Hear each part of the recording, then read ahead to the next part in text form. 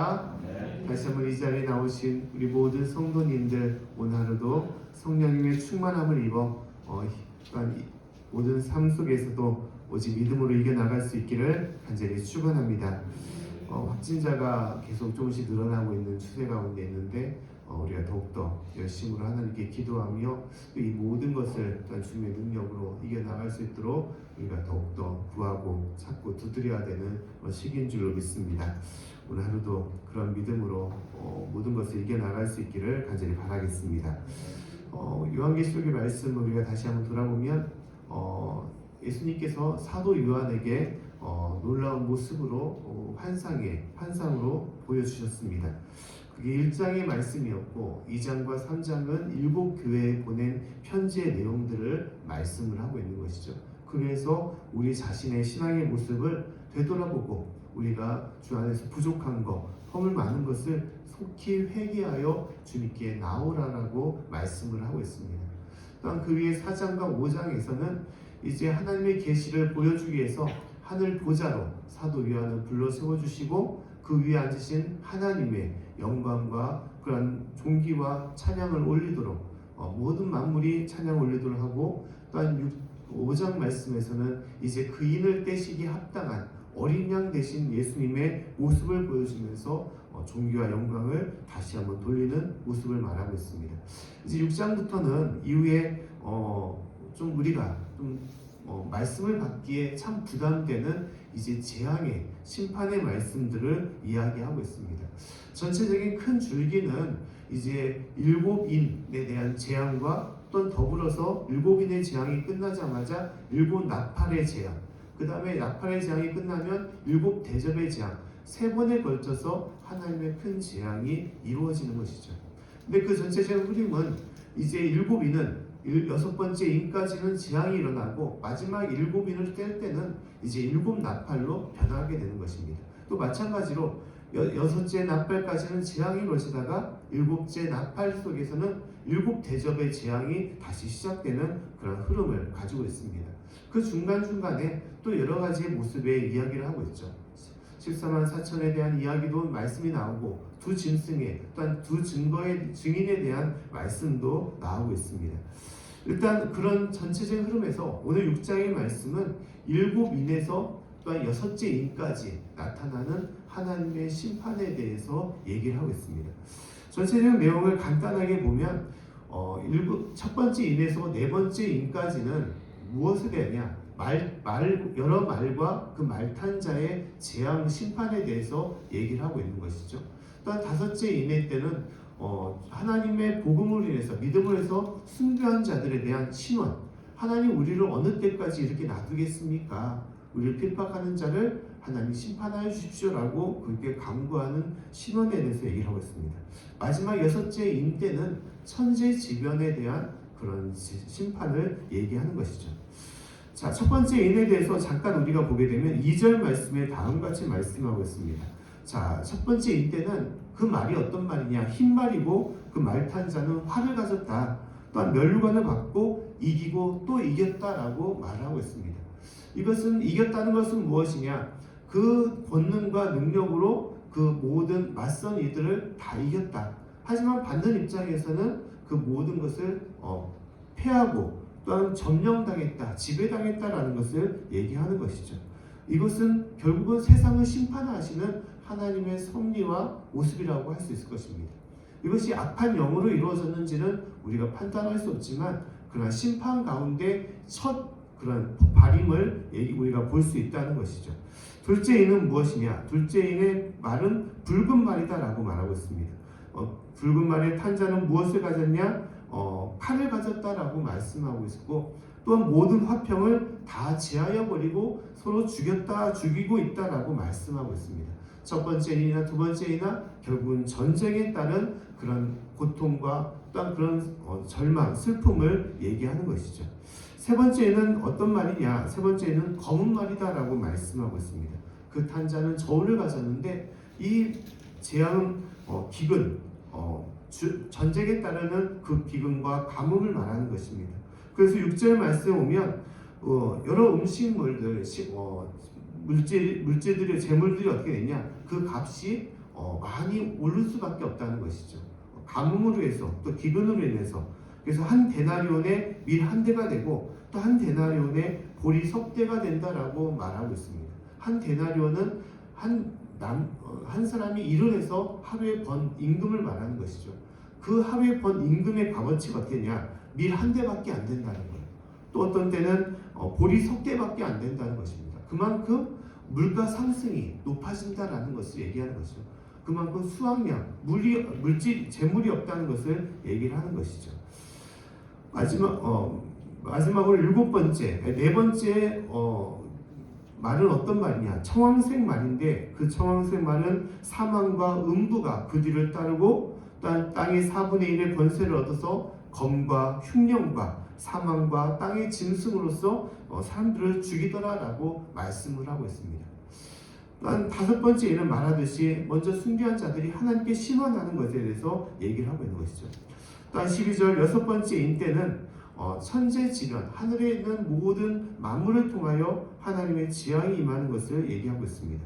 12절 말씀에 큰 지진이 나고 해가 총담같이 검어지고, 총담은 검은 그런 실을 얘기하는 것이죠. 또 온 달이 피같이 되었다라고 말하고 있습니다. 하늘의 별들이 떨어지고 또 하늘은 종이 축같이 말리는 것 같이 떠나가고 또한 산과 섬이 제자리에서 옮겨지니 땅의 모든 권세자들 심지어 종과 자주자들도 불과 산과 바위 틈에 숨었다라고 말을 하고 있습니다. 이것이 7째 인의 가정 가운데 있는 심판을 얘기하고 있습니다. 이 전체적인 내용을 보게 되면 제발 하나님 어떻게 이런 재앙이 우리 가운데 임할 수 있습니까? 하루속히 이 재앙에서 우리를 숨겨주시고 우리를 보호하여 주시고 이 재앙이 하루속히 끝나도록 우리를 이끌어 주시라고 우리는 구할 수밖에 없는 것이죠. 하나님 제발 이 재앙을 사라지게 해달라고 우리가 하나님께 구하는 그런 삶이 될 수도 있을 것입니다. 근데 어떻게 보면 지금에 있는 우리의 삶과 비슷한 거죠. 우리가 코로나19로 인해서 여러 바이러스로 인해서 우리가 고통받고 많이 힘든 가운데 있습니다. 우리가 구할 때 하나님 확진자가 줄어들게 하시고 이 바이러스가 속히 소멸될 수 있도록 이 재앙이 끝날 수 있도록 우리가 하나님께 구하고 하나님께 매달리는 경우들이 있는 것입니다. 그러나 문제는 하나님께서는 이것으로 끝나지 않는다는 거예요. 이로 인해서 7째 뿐만 아니라 이후에 7 나팔과 7 대전의 재앙이 준비가 되어 있다는 것입니다. 하나님께서는 이 힘든 재앙과 고난을 왜 놔두실까? 왜 허용을 하실까? 왜 믿는 자들에게 이렇게 아픔과 고통을 주실까? 그러나 말씀드린 것처럼 단순하게 이것은 믿는 자에게 임하는 심판이 아니라는 것이죠. 요한계시록은 믿는 자에게는 무엇을 주시는 것이냐? 위로와 소망과 또 하나님의 보호하심을 말씀을 하는 것입니다. 하나님의 소망이 임하는 거예요. 결국은 무엇이냐? 하나님의 재림, 예수님의 재림이 임하는 것이고 새하늘과 새 땅에 소망이 있는 것입니다. 그 와중에 무엇이 있느냐? 심판이 있는 거예요. 근데 심판은 누구에게 임하는 것입니까? 믿는 사람에게 임하는 것이 아니라 믿지 않는 사람에게 임하는 것이죠. 구체적으로 말하면 죄의 길에서 회개하지 않고 하나님께 돌아오지 않는 사람에게 임하는 하나님의 심판이 되는 것입니다. 그러해서 하나님의 모든 자들에게 임하는 심판이지만 구체적으로 믿지 않는 이들에게 임하는 것이고 믿는 이들은 하나님께서 끝까지 성령님께서 인도하시고 또한 감당할 수 있는 힘과 능력으로 그 길을 보호하시는 것입니다. 이 모든 것이 하나님의 뜻 가운데 임하는 것이죠. 하나님께서는 심판과 함께 또한 믿는 자들에게 하나님의 섭리와 보호하심이 그 가운데 있음을 말씀을 하는 것입니다. 또한 이 모든 섭리는 하나님께서 하루속히 심판하여 끝내는 것이 아니라는 것. 하나님께서 이 심판의 과정을 어떻게 보면 인간의 모습을 보면 길게 우리가 보일지라도 그 모든 과정은 무엇이냐? 하나님께서 기다리고 있다는 것을 말씀을 하고 있는 것입니다. 무엇을 기다리냐? 믿지 않는 이들이 속히 회개하여 주님 앞으로 돌아오도록 기다리는 것이고 또한 믿는 자 중에서도 아직까지 온전한 믿음을 갖지 않는 자들 그들이 시험 가운데 연단하여 하나님 앞에 온전한 자녀가 되도록 주님께서는 기다리고 기다리신다는 것을 말씀하고 있습니다. 그 말씀이 오늘 11절 말씀에 다음같이 얘기를 하고 있는 것이죠. 11절 말씀을 한번 같이 읽어보겠습니다. 자, 시작. 각각 저희에게 흰 두루마기를 주시며 가라사대 아직 잠시 동안 쉬되 저희 동무 종들과 형제들도 자기처럼 죽임을 받아 그 수가 차기까지 하라 하시더라. 아멘. 자, 이것은 다섯 번째 인에 해당되는 말씀입니다. 다섯 번째 인에는 먼저 죽어서 믿음을 통하여 순교한 자들이 하나님께 하소연을 하는 것이죠. 하나님, 어찌하여 지금까지 이 우리를 핍박하는 자들을 심판하지 않고 왜 기다리십니까? 왜 마지막 심판을 허용하지 않습니까? 라고 그렇게 신원할 때 하나님의 말씀은 무엇이냐? 너희가 아직 잠시 동안 쉬며 또 그 수가 차기까지 너희가 기다리라라고 말씀을 하고 있다는 것입니다.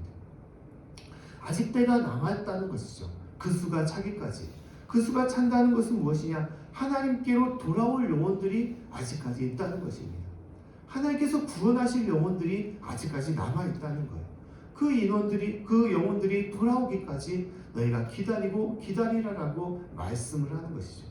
이 반몬손에 갇혀있는 사도 요한, 또한 초대 크리스찬들, 그들이 이 순교의 장에서 하나님 어느 때까지 우리가 참아야 되겠습니까? 우리가 기다려야겠습니다 라고 얘기할 때 하나님께서는 그들을 위로하시면서 아직 남아있는 이들이 있지 않느냐, 그들을 기다리면서 너희가 참으라라고 말씀을 하고 있다는 거예요.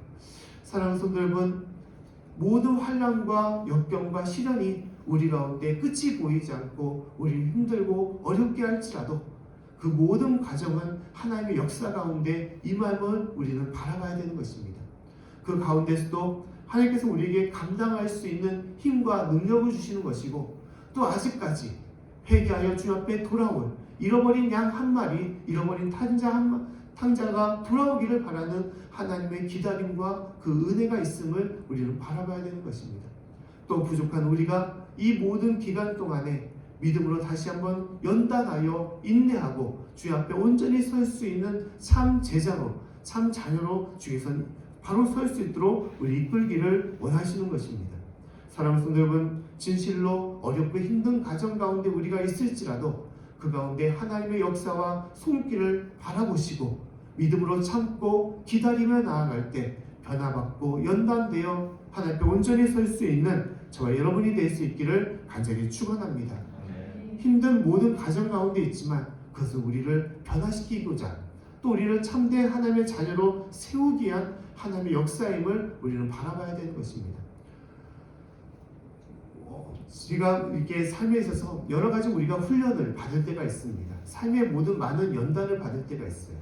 근데 제가 이제 많은 훈련 중에서도 가장 인생에서 큰 훈련은 아무래도 군대 시절에 받았던 훈련이라고 할 수 있을 것입니다. 누구나 할 것 없이 군대로 다시 돌아간다는 것은 좋아하지 않을 것입니다. 군대 훈련이 심하고 또 어렵기 때문인 것이죠. 근데 그 많은 훈련 중에서도 기억나는 것은 이제 불침범을 서는 훈련을 받을 때가 있습니다. 어떻게 잠을 잘 때 어떻게 자게 되느냐? 어느 시간이라도 깨우면 바로 일어나서 광든 성명, 자기 이름에 대는 그런 훈련을 받게 되는 것이죠. 그래서 고참이 이제 이등병 때 고참이 잠이 자다가 잠깐이라도 건들면 바로 깨서 일어나서 차렷 자세를 하고 자기 성명을 대는 것입니다. 그것이 쉽지 않습니다. 특히 많은 훈련을 받고 피곤한 날에는 일어나는 것이 어려울 수밖에 없는 것이죠. 하지만 바로 일어나지 못하면 또 열 차례를 받고 기합을 받고, 그래서 매일매일 이제 머리를 이제 다시 한번 생각을 하는 것이죠. 일어나야겠다. 조금만 누구라도 닿게 되면 일어나야겠다. 참 어렵고 힘든 과정들입니다. 훈련을 받는 것이. 근데 그것이 훈련이 이제 내재화되고 훈련이 연단되면 어떻게 했냐? 어떠한 상황에서도 정해진 시간에 일어나게 되는 거예요. 몸 자체가 일어나는 훈련을 받게 되는 것입니다.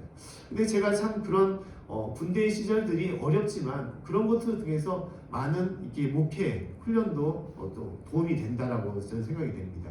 새벽 제단을 쌓는 거, 어려운 그 전날 아무리 고된 일을 해도 때 정해진 시간에 일어날 수 있도록 하나님께서는 그 모든 것을 갖고 놓으셨다라고 생각이 되는 것입니다.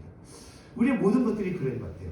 훈련이라는 것이 누구나 다 피하고 싶은 거, 다 거절하고 싶고 또한 감당하기 싫어하는 모습일 수가 있는 것이죠.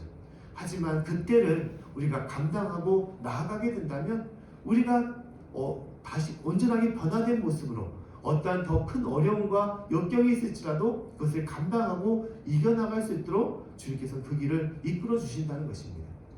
사랑하는 성도 여러분, 지금 우리 가운데 있는 이 어려움이 우리를 참으로 힘들게 하고 우리를 지치게 하고 우리를 정말 절망시키게 할지라도 그러나 믿음으로 끝까지 주님 붙잡고 나아갈 때 하나님께서는 우리를 온전한 하나님의 자녀로서 또 온전한 성도로서 또 영적인 군사로서 우리를 세워주시고 영적인 전쟁에서 우리를 이기게 하시는 것입니다.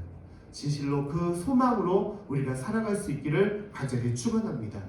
하나님 앞에 훈련받은 주의 백성이 되어서 참된 자녀로서 오늘 하루도 믿음으로 이겨나갈 수 있는 저와 여러분의 삶이 될 수 있기를 다시 한번 간절히 축원합니다. 기도하겠습니다. 하나님 아버지 참으로 감사드립니다. 부족하고 연약한 저희일지라도 하나님께서는 기다리시고 또한 참으시고 하나님 그때를 하나님께서는 기다리시는 분이심을 저희가 믿습니다. 하나님 아버지 진실로 아직까지 믿지 않는 영혼들이 속히 돌아올 수 있도록 주님께서 함께하여 주시고 또한 부족한 저희가 하나님께 온전한 자녀로 설 수 있도록 이끌어 주시옵소서. 이 모든 환난을 이겨나갈 수 있는 담대한 믿음, 강한 믿음을 허락하여 주시옵소서. 감사드리며 예수님 이름으로 기도드립니다. 아멘.